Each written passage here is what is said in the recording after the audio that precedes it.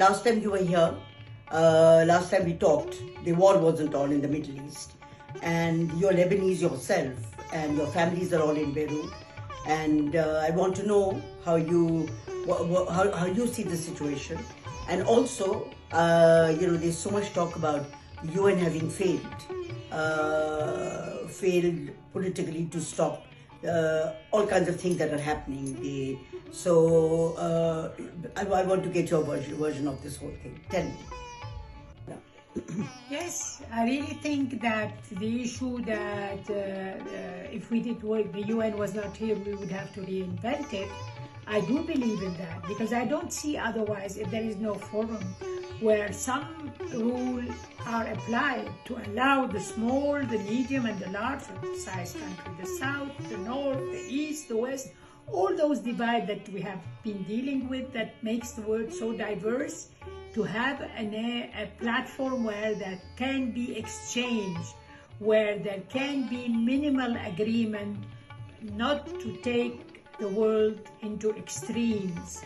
We know that we have fanatics on all fronts. We know that we have extremists in all culture. But when you have the chance to discuss that in a peaceful forum, you always have way out of confrontation, and you can spare the world confrontation. And this has worked for many, many decades.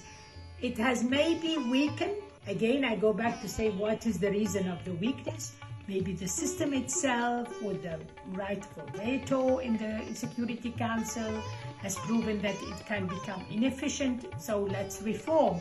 Maybe the composition of the Security Council itself has to be thought along the lines of the world that we are in now.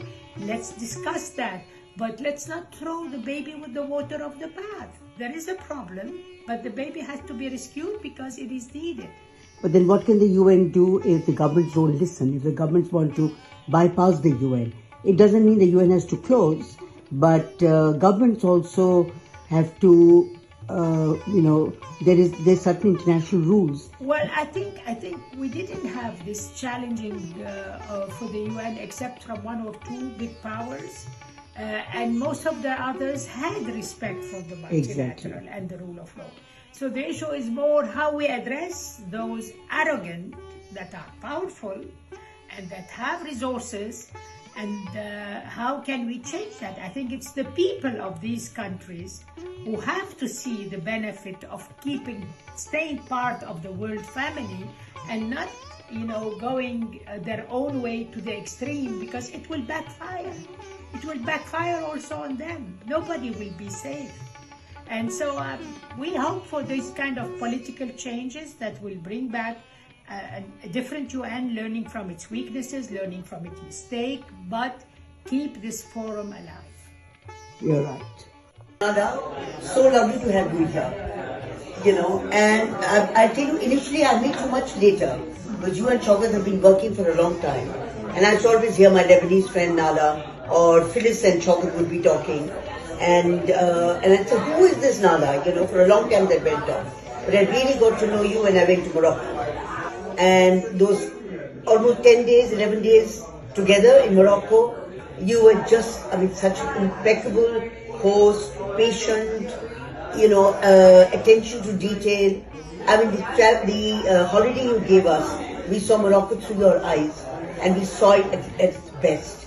The kind of yards you selected for us to stay, the kind of hotels, the restaurants, it was just amazing. And besides, what I want to ask you, that you and Shaukat worked for many years together, and I'm never there. I only meet you people at parties.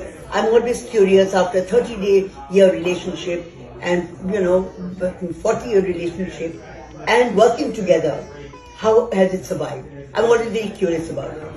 So tell me. That's a very interesting question. It's true. It's not only survived, it's still very vibrant. This relationship with Shaukat, Phyllis, although many years have passed since we were working together, there was some foundational thing during that period. I think it is very interesting to speak about this kind of relationship during a career that lasts and in fact are strengthened beyond that, because it was a foundational period in our building our relationship. As you recall, we were a split department between Geneva and New York, and there were tensions. And the personality of Shaukat, his ability to relate to people, at the same time, his leadership, clearly leadership, very firm, but at the same time soft, and able to listen, and has a lot of human, first of all, he has a wonderful sense of humor that makes him exceptional, and at the same time, he's deep inside very extremely human. For me, he became the boss because I went through something delicate in my life during my assignment to DHA, and at the same time, I had to decide on a position, and I had some personal issue, and he was so capable of understanding and of guiding me up to the point he almost drafted for me the letter to guide me how to answer in a way that preserved my credibility, does not prevent my career prospect, and at the same time protect my personal choices. So when you have the chance to have a boss who is able to interact with you like this, over time he becomes a friend. It's not anymore hierarchical. It became, we have all retired, but this tie of the sincerity, authenticity, at the same time the capability of Shaukat in the very delicate period of the establishment of the department has shown. Which department are you talking about? The Department for Humanitarian Affairs, which was a total innovation at the time. I still remember the number of the resolution that led to its establishment, and Shaukat came immediately in that context as a director, but he was based geographically in New York. So I did not have any daily dealing with him. It was more from Geneva. But I have to say that even when he moved from the department, and I also moved to other assignments, and I left DHA, OCHA, and went elsewhere, we kept the link because there was this, I wouldn't say just solidarity, but there was this caring that he has shown during his tenure, and at the same time, as I said, his sense of humor, his ability to relate to people, his philosophy about life. And of course, at the time, I did not know you. I knew of you a lot from him, and I knew of all of your family, of your daughter, of your son, but I did not have the chance to meet you personally. So it's true that when the Moroccan trip became possible, it was for me fantastic to be able to also see where does Shaukat draw his strength from. He draws his strength from this family. From you have a huge role. Like yourself, like you've such a wonderful married life. You're a girl. It's true, but until you meet the person, the pillar of the house, you don't really understand the dynamics and how these things happen. And for me, vis-a-vis Phyllis, we were both staff representative in one period, one at the Geneva end, one at the New York end, and that has also brought us very much close to each other, and it became also something beyond the OCHA assignment, because she left also the department, I left the department.